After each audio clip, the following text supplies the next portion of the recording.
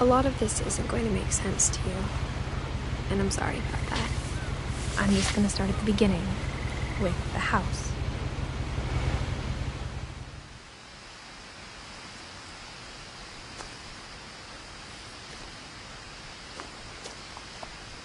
Someone had put up a chain link fence, but it looked like I wasn't the first person to hop it.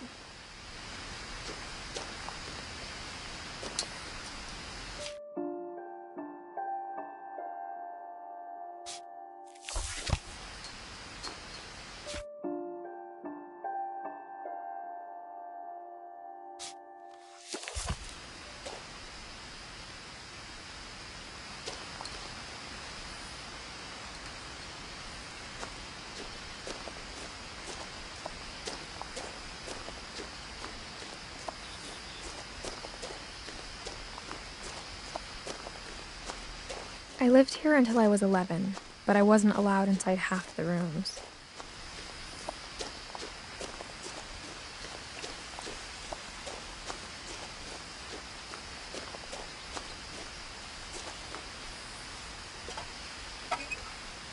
Inside the mailbox were bills from 7 years ago, marked urgent, open immediately.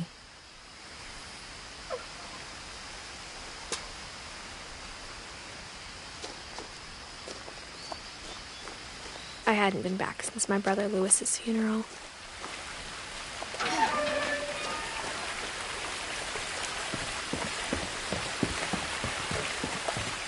In her will, my mother left me a key, but didn't tell me what it unlocked. Maybe she thought I'd know. Or she thought that the mystery would be enough to bring me back.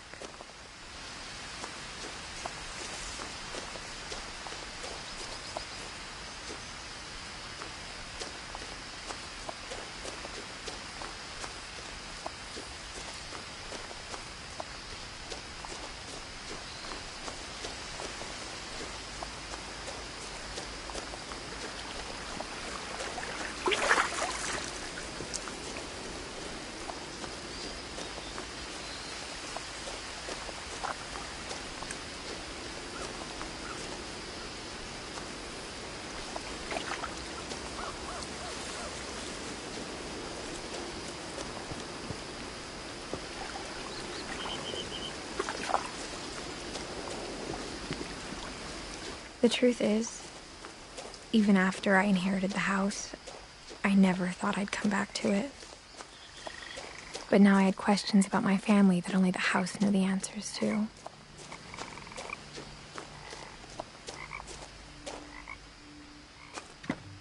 The woods around the house have always been uncomfortably silent, as if they're about to say something but never do.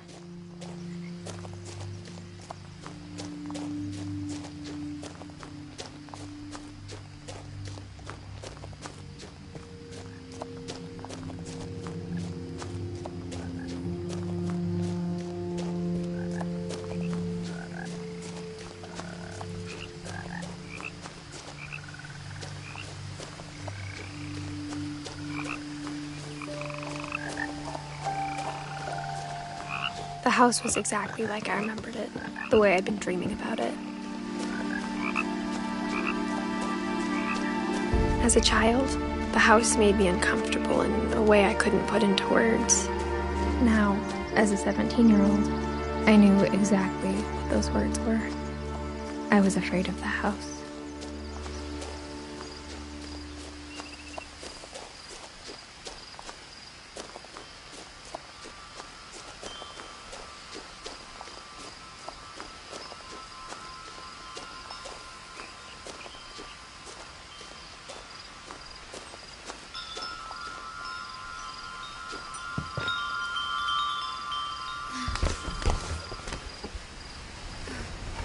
Crawling through the doggy door used to be a lot easier when I was 11.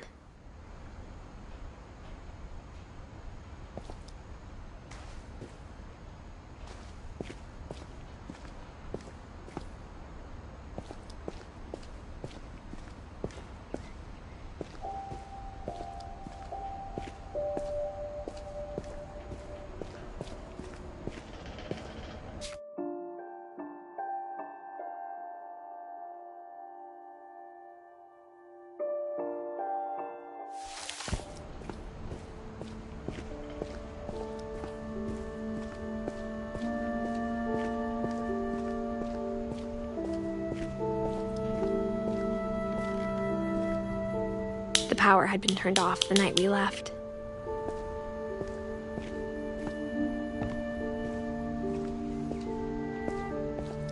For the first time in years, I felt like I was home.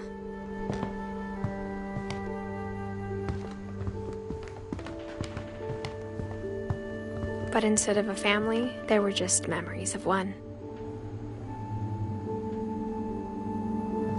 Like how only one restaurant would deliver to our house, so we had Chinese a lot.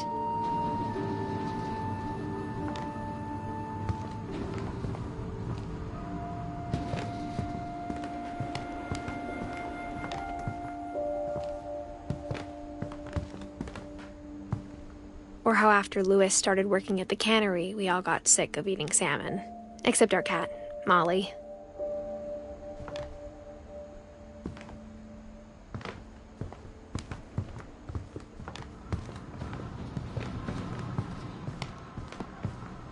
Nothing in the house looked abnormal. There was just too much of it, like a smile with too many teeth. My mom wasn't much of an optimist, but she never stopped believing that my brother Milton was alive.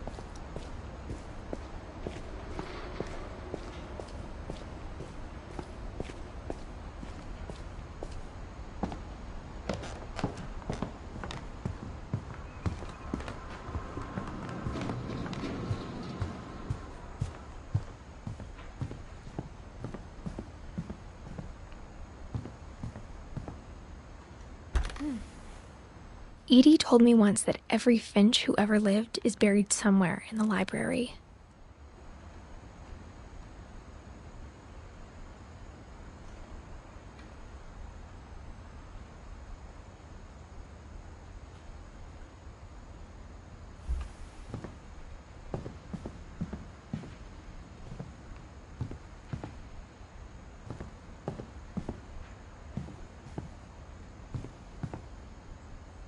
A lot of things got left behind in the whirlwind of that last night.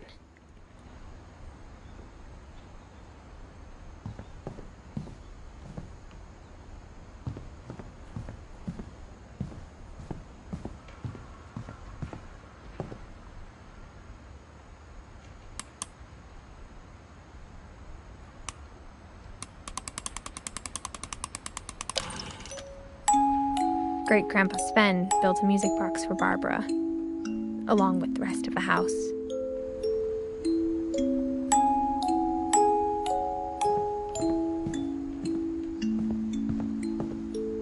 Mom always told me to stay out of the basement, so I wasn't too surprised when the key didn't fit.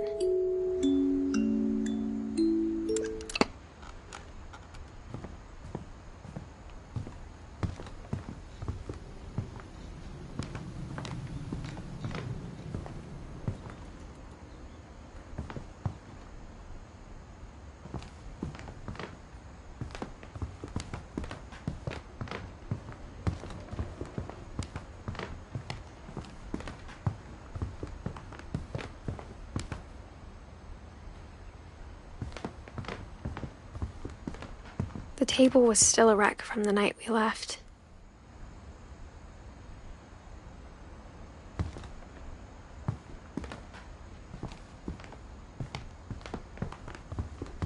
It was like a bomb had gone off, killing everyone but sparing the furniture. My mom was the only one of us who could imagine Great-Grandma Edie living in a nursing home.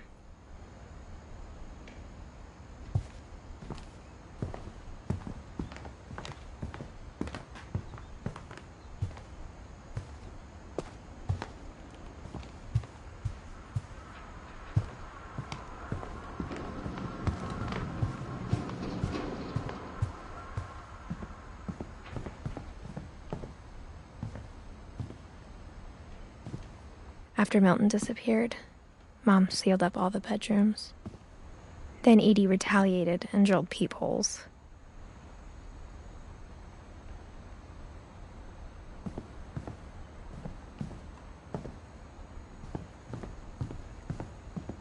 I spent a lot of time playing in Great Uncle Walter's room. I think my mom sometimes regretted not sealing it up.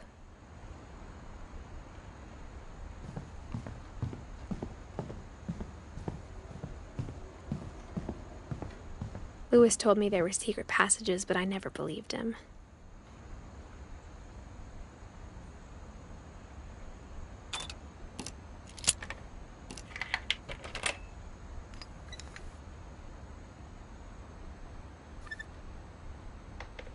Turns out, my mom was really good at keeping secrets.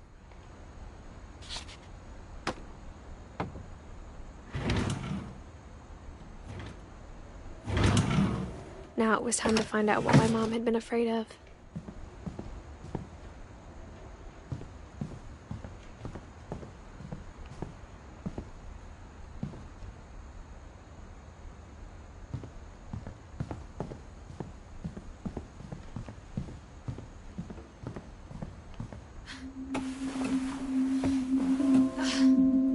From the paintings on the wall, it was clear my brother Milton had been here before me. Reading this, maybe it sounds like I had a plan.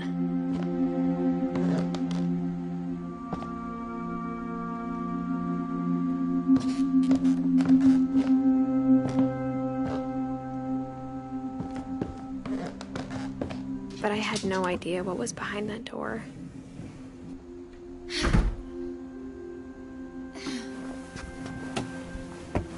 Just like I had no idea where all this was gonna lead. I grew up looking at Molly's room through the peephole. Molly's gerbil had a tiny bedroom with its own even tinier gerbil cage. Being inside for the first time, I felt like I'd stepped behind a painting.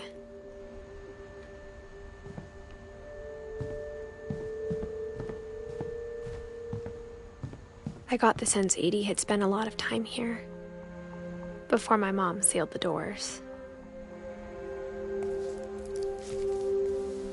December 13th, 1947. Dear Diary, I'll be gone soon, but I wanted to tell somebody about what's gonna happen. It started when Mom sent me to bed without dinner. I woke up and I was starving, so I looked around for something to eat. The gerbil food was dry, but I didn't mind it. My Halloween candy was all gone.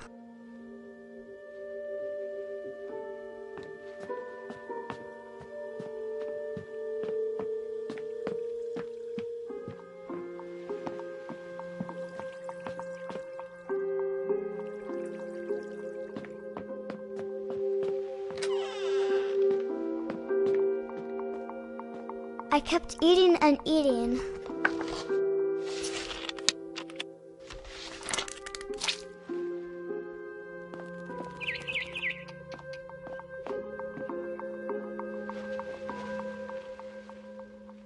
I ate a lot of things that night.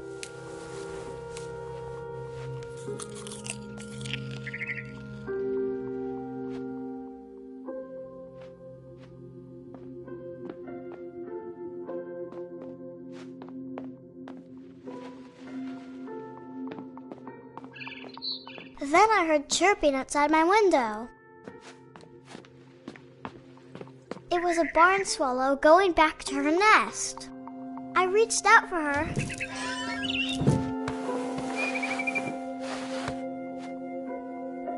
And suddenly, I was a cat.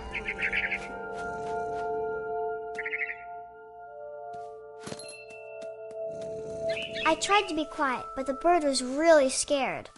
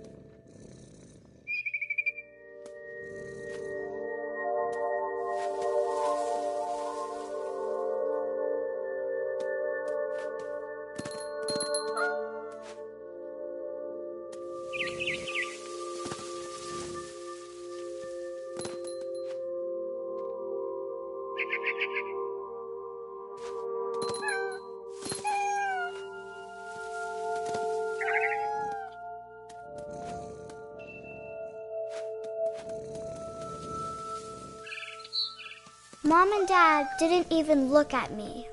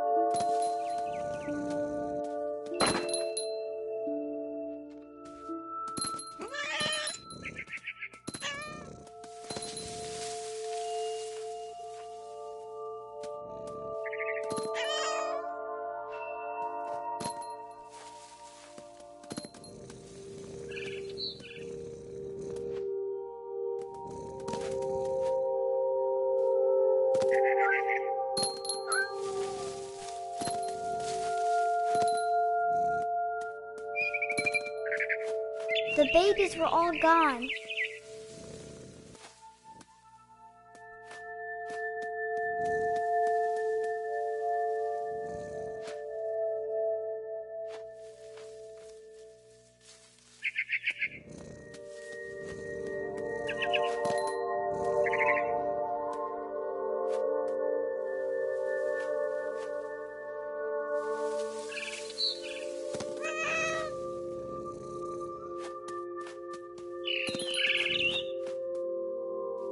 I jumped and I almost got her.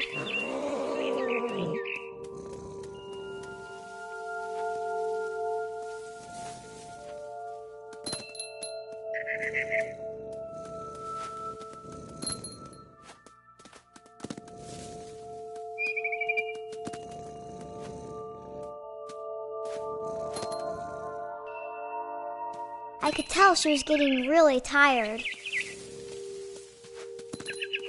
Now I was up in the big tree. I promised Dad I wouldn't climb it anymore. All I cared about was eating that mama bird.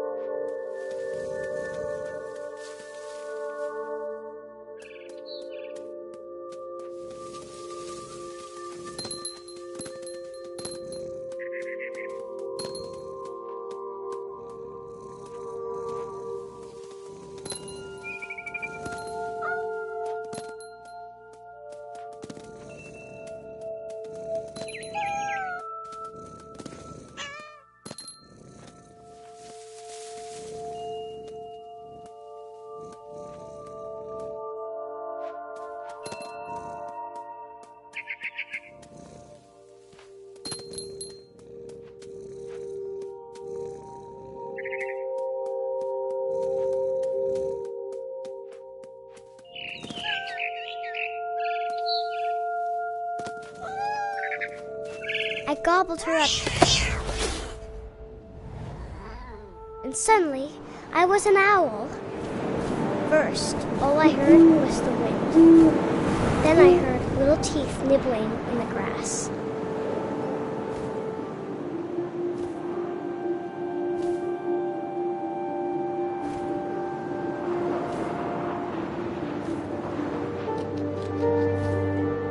Rabbits.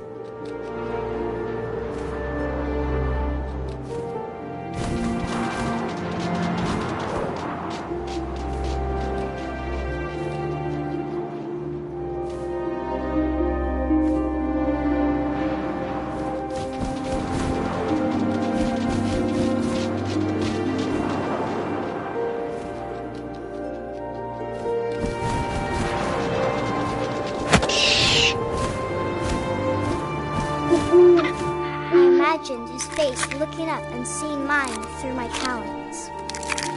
I swallowed him up, and I didn't chew one bit. Then I flew off to find something bigger.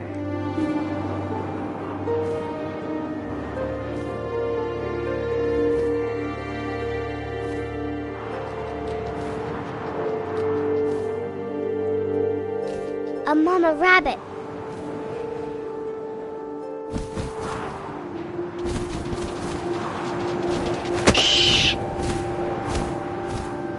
She was almost too big to carry. I started choking, but I couldn't stop eating. And suddenly, I was a shark!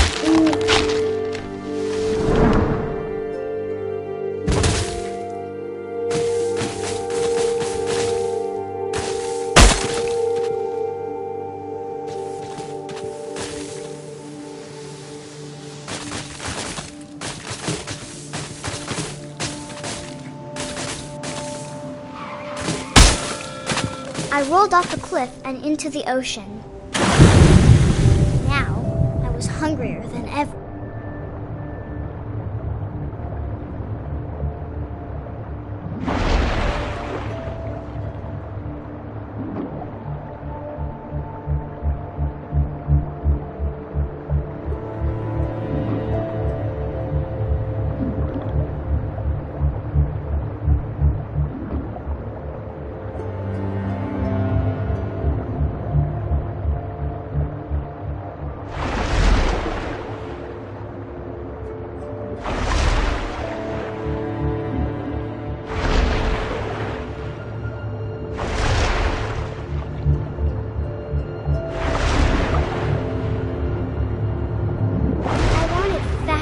Juicy seals.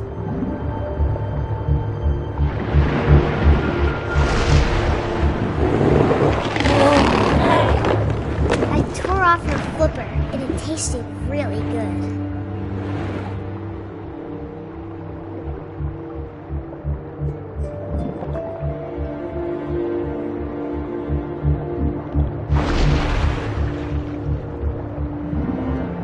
I grabbed on tight.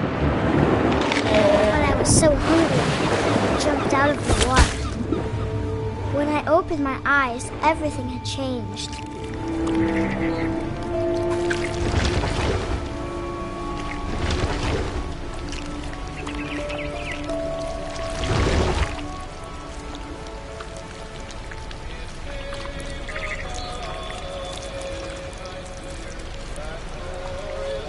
Now I was a monster, and I smelled people everywhere.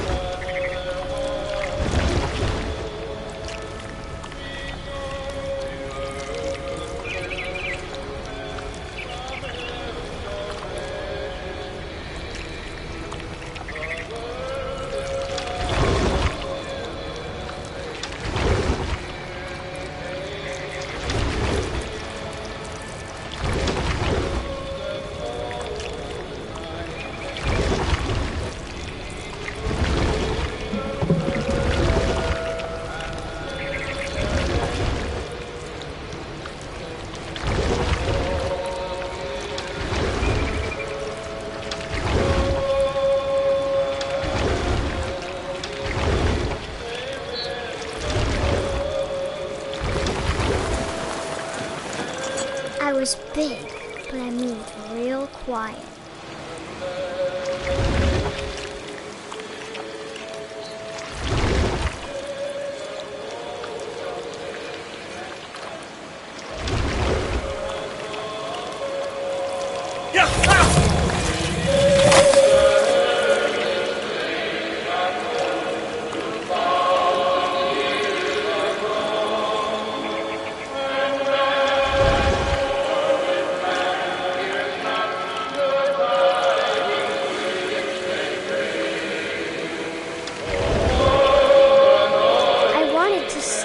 But also, I didn't.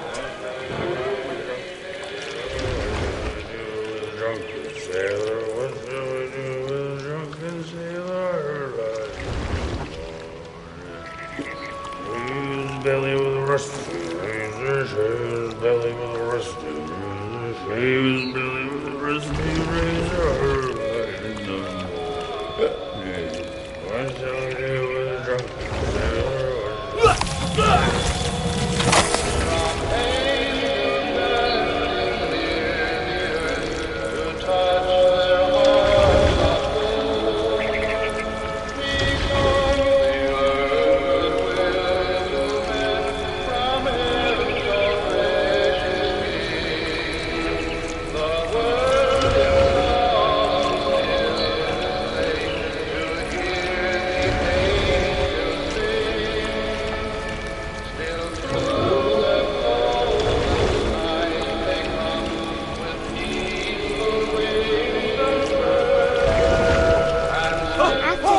Passenger, I was still hungry. And across the water, I smelled something new. Something I had to have, so I swam towards it.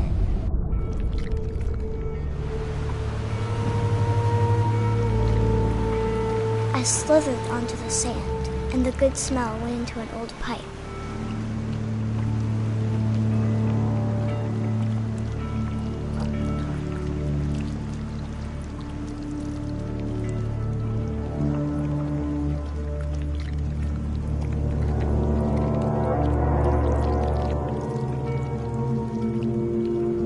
I got closer and closer.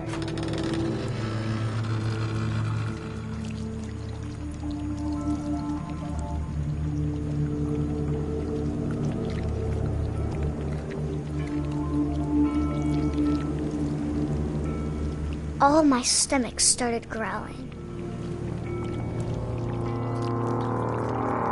And suddenly, I was me again. I held my breath for a long time, but I couldn't hear anything. I think it's waiting for me to fall asleep. But it's not going to wait much longer. It needs to be, and we both know I will be delicious.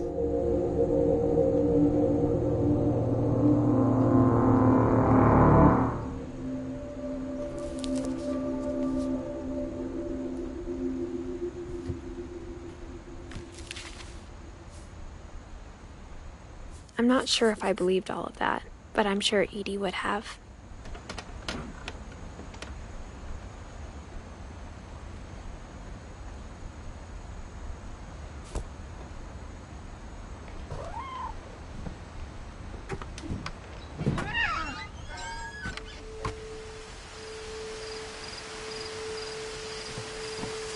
This will be obvious later, but my mom never told me any of these stories. Edie would have, but Mom didn't like bringing up the past. Though, when we adopted a stray kitten, she was the one who named it Molly. I spent a lot of time in Great-Grandma Edie's room. We got along, and it was a good place to hide from my mom. Louis died a week before we left, but Edie had already started to memorialize him. Her room was like a museum. For 500 years, the Finches have been famous throughout Norway for their fortune and misfortune.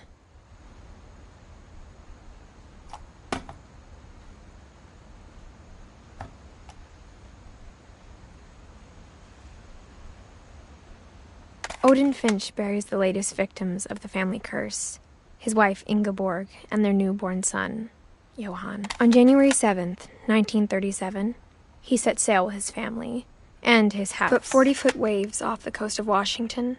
Odin's daughter Edie, with husband Sven and baby Molly, step ashore on their new home, Orcas Island. Odin Finch is the first to be buried in the new family cemetery. His daughter Edie is already dreaming of a new Finch house.